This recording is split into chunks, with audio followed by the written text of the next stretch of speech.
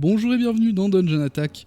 Oui, je ne suis pas au bureau, il fait beaucoup trop chaud en ce moment, du coup plutôt que de ne rien faire comme contenu, j'ai décidé de faire quelques contenus à mon bureau. J'espère que ça vous conviendra quand même. Et comme ça fait longtemps qu'on n'avait pas fait un récap des jeux auxquels j'ai joué, je me suis dit qu'aujourd'hui on allait faire ça. Bon alors la période, ça va surtout se concentrer sur juin, mais un petit peu sur ce que j'ai joué en juillet aussi. Bref, du coup on va faire un petit top et flop des jeux auxquels j'ai joué en juin et un petit peu en juillet.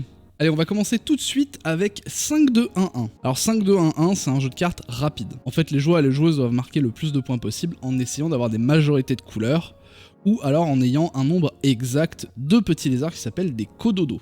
Alors, est-ce que c'est un flop celui-là? Alors on y a joué sur Tabletop Simulator à la version standard, mais j'ai la version Azul en physique, et on a aussi joué à la version Fantasy, donc je vais un petit peu jongler entre ces trois versions. D'ailleurs, si vous voulez nous rejoindre, il y a le Discord dans la description, on joue toutes les semaines à Tabletop Simulator, et on discute de jeux, de figurines, de plein de trucs, c'est absolument formidable, rejoignez-nous. Alors ouais, du coup 5-2-1-1, c'est assez abstrait, j'aurais eu envie de dire que c'était joli, mais en fait, les visuels du jeu font que les cartes sont très difficiles à différencier en termes de couleurs. Des couleurs qui se ressemblent un petit peu trop, les artworks sont absolument tous les mêmes sur toutes les cartes de toutes les couleurs, je trouve ça un petit peu dommage. Et le système de jeu par contre est rigolo, c'est un petit jeu de pli vraiment rapide, ça se joue assez bien, c'est juste un petit peu pénible à la fin de chaque tour de devoir regarder, parce que nous on a joué à 5, non on a joué à 6 ? Non on a joué à 5. On a joué à 5 et du coup ouais à chaque tour devoir regarder exactement qui a la majorité, ça prend un petit peu de temps mais bon. Donc ouais, la version de base du jeu est un petit peu fouillie niveau couleur et niveau visuel, même si le core gameplay du jeu est assez sympa. J'ai aussi joué du coup en physique, moi personnellement, à la version Azul, que je mets un tout petit peu au-dessus de la version de base, parce qu'il y a plus de différences visuelles entre les éléments, et du coup c'est beaucoup plus simple de s'y retrouver. Et du coup la version fantasy que moi je mets au-dessus des autres, parce que dedans on collecte du coup des dragons au lieu de petits lézards. C'est vachement plus visuel, elle marche vachement bien. Ouais, enfin elle marche vachement bien, mais après le gameplay, bon... c'est sympa, mais sans plus, donc celui-là, il est entre le top et le flop, il est entre les deux, il est sous-jacent. J'ai aussi fait une partie solo de Final Girl, du coup, on était censé faire un gameplay, ça arrivera toujours. Je suis en train de me retaper les règles, histoire de pouvoir vous fournir une vidéo de qualité. Bon alors du coup, Final Girl, qu'est-ce que c'est? Bah c'est un jeu solo dans lequel vous jouez une survivante qui doit vaincre un tueur psychopathe dans divers scénarios. En fait, on vous fournit une boîte de base et ensuite vous achetez des scénarios à part. Alors, le jeu est vraiment sympa, il y a une mécanique de gestion de temps qui est super cool. Par contre, je pense que j'ai pris la pire version pour commencer, j'ai pris Poltergeist. J'ai pris Poltergeist, c'est ça. Et en fait, on ne peut pas blesser le tueur avec des objets conventionnels. Donc en fait, une mécanique qui de base devrait être implémentée dans le jeu de manière normale, en fait ne l'est pas dans ce scénario, c'est un scénario un petit peu à part. Et du coup, je peux pas exactement voir tous les tenants et aboutissants du gameplay avec cette version. C'est un petit peu dommage. On en reparlera quand j'en ferai une review et quand on en fera un gameplay, vous pourrez voir par vous-même. Final Girl pour le moment, c'est un top, c'est pas un flop du tout. Je verrai après, avec plus de parties sous la ceinture, qu'est-ce que je peux vous raconter là-dessus. The Night Cage. Alors, The Night Cage, c'est un jeu de société coopératif dans lequel les joueurs se retrouvent enfermés dans un labyrinthe. Le but, c'est de travailler ensemble pour retrouver les clés nécessaires qui ensuite ouvriront la porte qui mène à la sortie. Alors là, c'est simple, hein, c'est labyrinthe mais avec un thème dark. On bouge des tuiles, on se déplace et il n'y a pas grand chose à faire. Ouais, dit comme ça se dirige vers un flop, mais pas du tout. Non, c'est complètement un flop. Non, en fait, le jeu est basé beaucoup sur la chance. Alors moi, en général, c'est un facteur que je n'aime pas forcément, surtout quand il n'y a pas de mécaniques qui peuvent nous permettre de contrer la chance. Là, c'est vraiment, on se déplace, on découvre une tuile, et ensuite, on doit juste éventuellement se redéplacer si on a découvert un monstre ou si on a découvert un trou. Enfin, ouais, beaucoup de chance, pas beaucoup d'interaction, on va dire. On n'a pas beaucoup d'interaction de gameplay à faire avec le board en lui-même. On peut se passer les clés quand on les a ramassées, ce genre de choses. Mais ouais, ça reste pas fou. Même si les visuels, je les aime assez bien, au final. Je les trouve assez chouettes. Ils sont assez dark, mais assez chouettes. Et ouais, à part ça, non, c'est pas très bien, en fait. Si, en fait, la luck ne vous dérange pas du tout dans un jeu, je pense que ça peut vous convenir. Surtout si vous avez bien aimé... comment il s'appelle ce jeu? Subterra. Si vous avez bien aimé Subterra, c'est un Subterra encore plus light. Donc il y a encore moins de mécaniques, parce que dans Subterra, en fonction des persos que vous jouez, vous avez au moins des petites mécaniques pour interagir avec le board. C'est ça, mais sans mécanique. En fait, c'est genre archi simple. Et du coup, on y a aussi joué sur Tabletop Simulator ainsi qu'en physique pour ma part. Et le setup est trop long. Le setup est vraiment trop long pour un jeu comme ça, où au final on a si peu de choses à faire dedans. Donc ouais, pour moi, Night Cage c'est un flop. Je me tâte encore à en faire une review. Je sais pas si ce serait fou. Donc je sais pas. Star Wars Darkside Rising. Alors Star Wars Darkside Rising est un jeu coopératif basé du coup sur Star Wars, vous vous en doutez, c'est dans le titre. En gros, on incarne des personnages héroïques de l'univers de Star Wars et on tente de défaire Dark Vador avant que l'étoile noire soit finie. Bon, alors qu'est-ce que j'en ai pensé de ce jeu? Eh ben j'aime pas du tout, c'est abusé comment j'aime pas. Il y a une version aussi Marvel qui doit s'appeler Thanos Rising, un truc comme ça. En fait, je ne sais pas pourquoi, mais le jeu est super dur. Le jeu nous casse la gueule sans aucune pitié. Et en fait, la mécanique principale, c'est de recruter ou de se battre, et tout se fait avec des dés. Bon, en général, les dés, c'est pas un problème, sauf que là, ça nous est arrivé dans les 2 parties où on a fait, littéralement d'avoir les pires jets du monde, et du coup, de juste pas avoir le droit de jouer au jeu, de juste pas pouvoir jouer au jeu. Donc, ouais, ok, pour le moment, ça c'est un gros flop, un énorme flop pour moi, mais je suis pas sûr qu'avec le peu de parties que j'ai faites, je puisse donner un avis constructif, donc gardez ça en tête. Mon avis n'est peut-être pas juste sur Darkside Rising. Si vous y avez joué plus d'ailleurs, dites-le moi en commentaire. Peut-être que je me trompe sûrement d'ailleurs. Mais ouais, celui-là, je vais essayer de faire plus de parties et ensuite éventuellement d'en faire une review. Tapeworm. Alors Tapeworm, c'est les dominos, mais avec des verres complètement barrés, des pouvoirs en plus, et c'est un jeu de Edmund Macmillan. Alors moi, je suis plutôt quand même pas mal fan de Edmund Macmillan, hein, parce que j'ai 1000 heures là sur la version Steam de Isaac.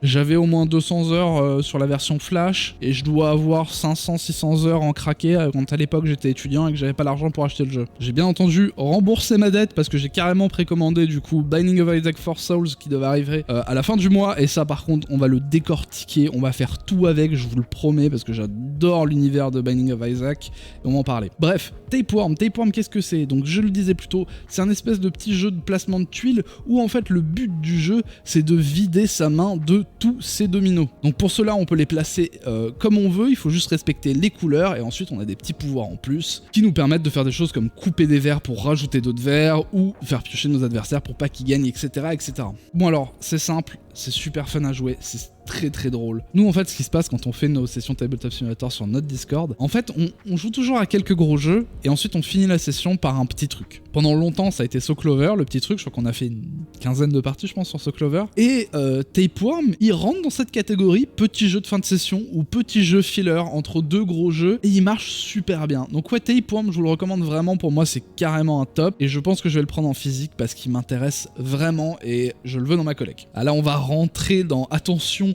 les jeux auxquels j'ai joué, qui sont des jeux classiques auxquels je n'avais pas joué, je vais me faire houspiller dans les commentaires. J'ai joué à Seven Wonders. Oui, je sais.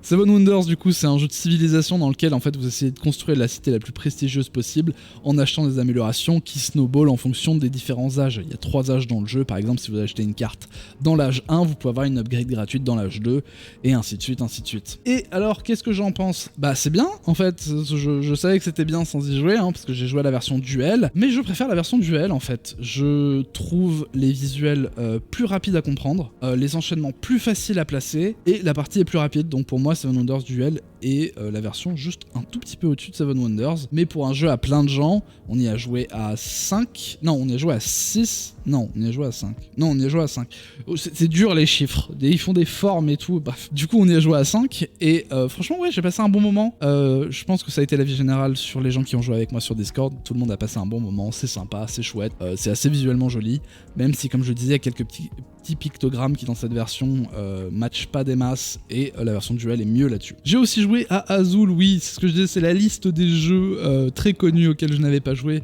Bon, Azul, ouais, c'est sympa, hein, franchement, c'est super chouette. Hein. Du coup, c'est un jeu où en fait, on doit placer des tuiles, des azuleros sur un plateau pour en fait faire le plus de points possible. Et on a des contraintes de placement et des contraintes de prise de tuiles. Et ouais, c'est assez intéressant, ça se joue bien. C'est un petit peu solitaire dans l'exécution, dans le sens où on s'occupe de notre plateau, on n'interagit pas avec les autres joueurs. Mais comme ça dure pas si longtemps, le côté solitaire, ça m'a pas plus dérangé que ça. Donc ouais, pour moi, c'est sympa, Azul, et il rentre dans les tops de ce mois-ci. Bees, alors Bees, je l'avais acheté il y a un petit moment et j'y ai enfin joué. En fait, dans le jeu, vous incarnez des petites abeilles qui se déplacent sur des fleurs pour récolter du nectar. Bon alors ça j'en ai fait qu'une seule partie, du coup je vais pas en parler beaucoup. Pour le moment j'ai pas d'avis dessus, je pense qu'il y a beaucoup plus à comprendre que la petite partie que j'ai fait là. Et c'est fait par les mêmes gens qui font Azul d'ailleurs. Donc ouais, Biz, il rentre ni dans les tops ni dans les flops, il rentre dans les trucs auxquels il faut que je joue un petit peu plus parce que j'ai l'impression d'avoir raté quelques petits éléments. Ensuite on a joué à Ink and Gold, alors je ne me souviens plus du nom parce que c'est un jeu qui a 2 noms et un nom français je crois. Je vous le mettrai à l'écran le nom français.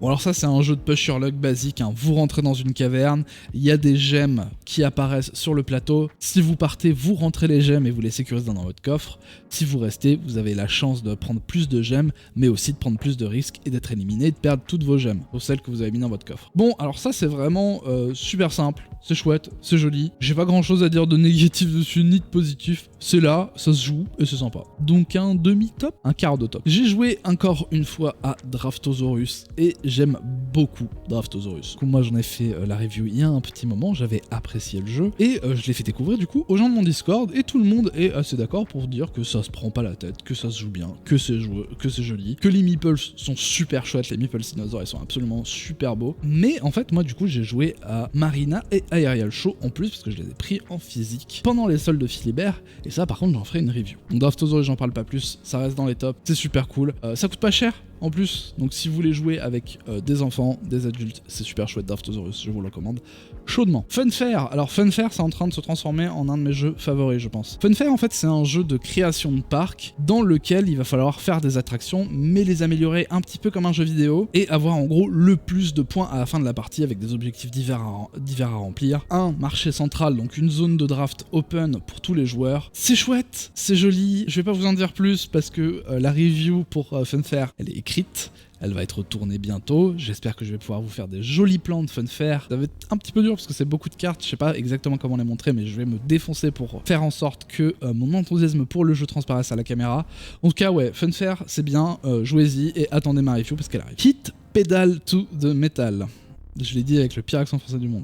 Hit Pedal to the Metal. C'est mieux, fait un petit accent. Pedal to the Metal. Bref, Hit c'est un jeu de course dans lequel en fait vous jouez des pilotes avec des caisses un peu rétro, hein, c'est des caisses à savon avec des roues, les trucs. Et en fait c'est des courses, sauf qu'il y a tellement de choses à gérer et de micromanagement que le jeu est intéressant dans ses mécaniques sans que les jeux de course vous parlent. Je pense que vous avez entendu parler de Hit partout. Moi, à la base, les jeux de course, je m'en fiche. Je suis pas quelqu'un qui aime spécifiquement les sports automobiles. Du coup, quand j'ai vu Hit de loin arriver, je me suis dit, ça ne m'intéresse pas des masses. Et puis après, j'ai joué et le gameplay est trop bien, en fait. Le gameplay est formidable et je pense que même la mécanique, en fait, de moteur et de réinjecter de la chaleur, etc., ça aurait pu être un autre thème que ça aurait marché très très bien. Ils ont choisi le thème des courses. Ça match à fond la caisse. On y a déjà joué pas mal sur mon Discord. Même, justement, d'autres personnes qui sont pas spécialement enthousiastes pour les sports automobiles ont beaucoup aimé le jeu. Donc ouais, Hit Pedal to the Metal, c'est un top et je pense que ça va rester un top un petit moment et j'aimerais bien que Days of Wonder fasse des extensions dessus. Dans les jeux un petit peu rétro, on a joué à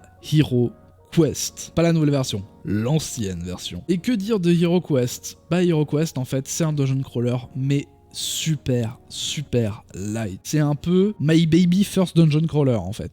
Et est-ce que c'est un point négatif? Absolument pas. Il y a plein de dungeon crawlers actuellement qui sont beaucoup plus compliqués. On peut parler de Star Saga, on peut parler de Massive Darkness, on peut parler de Oathsworn. Et en fait, de jouer à quelque chose d'aussi bête, avec des guillemets, c'est presque rafraîchissant en fait. Les mouvements sont vraiment super simples, les attaques aussi, alors c'est vraiment basé que sur la luck, il n'y a pas grand chose à gérer, ça c'est un petit peu dommage, mais comme je disais, ça fait partie des trucs de l'époque où on jetait beaucoup de dés et on espérait que ça se passe bien. Du coup ouais, Hero Quest pour moi c'est un top, mais parce que je vois ce qu'il a essayé de faire à l'époque, je trouve ça formidable. Pas testé la nouvelle version, je sais pas à quel point elle se tient, mais en tout cas l'ancienne version du Hero Quest je le trouve chouette et je l'aime bien, du coup c'est un top. So Clover, bon, bah on y vient à So Clover. Bon bah So Clover, ce que je disais tout à l'heure, hein, c'est un jeu en fait de mots et un petit peu de déduction, un petit peu party game, et bah ça c'est clairement un bon filler et un bon jeu de fin de session quand vous voulez un petit peu décompresser et que vous avez joué à que des trucs très très lourds et narratifs. Bon alors et du coup comment ça se joue So Clover? En fait c'est assez simple, vous avez un trèfle avec 4 cartes qui vont être tirées au hasard, les cartes ont 4 faces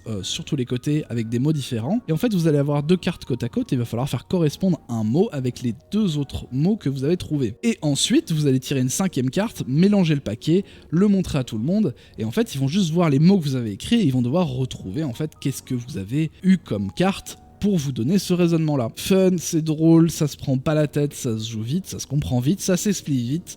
Bref, Soul Clover c'est devenu un classique pour nous dans nos fins de session. Comme j'ai dit, on a dû faire 15 parties, donc Soul Clover c'est clairement un top. Et le dernier jeu auquel j'ai pu jouer en juin, c'est Ticket to Ride London. Bon alors, Ticket to Ride London, je l'ai dans ma collection depuis un petit moment, j'y joue de temps en temps. C'est pour moi les versions parfaites de Ticket to Ride si vous avez envie un tout petit peu de jouer à Ticket to Ride, mais pas de vous taper 1h30 ou 2 heures de partie sur les gros plateaux avec plein de joueurs. Ça se joue beaucoup plus vite, c'est presque des fois frustrant d'ailleurs de terminer la partie très tôt, mais franchement c'est vachement bien, c'est toujours Ticket to Ride, c'est un classique. Alors ça dépend où vous en êtes par rapport à Ticket to Ride, est-ce que le jeu vous a saoulé jusqu'à l'infini, ou est-ce que vous pouvez encore y jouer et que vous auriez plutôt envie de jouer une version plus courte. Bah si c'est le cas, Ticket to Ride London ça marche, du coup pour moi c'est un top, je le garde, il reste dans la collection, c'est solide. Par contre c'est un peu moche, mais bon ça c'est tous les Ticket to Ride au final. Et bah voilà pour les jeux auxquels j'ai joué récemment, j'espère que cette petite vidéo vous a plu. N'oubliez pas de vous abonner, de lâcher un like, de regarder la description pour mon Discord, vous êtes absolument tous et toutes les bienvenus. En ce qui me concerne, je vous fais des bisous, et du coup ouais, on va encore faire quelques vidéos dans ce décor, je suis désolé, le temps qu'il fasse encore trop chaud. On se retrouve pour la prochaine vidéo, je vous fais des bisous, ciao.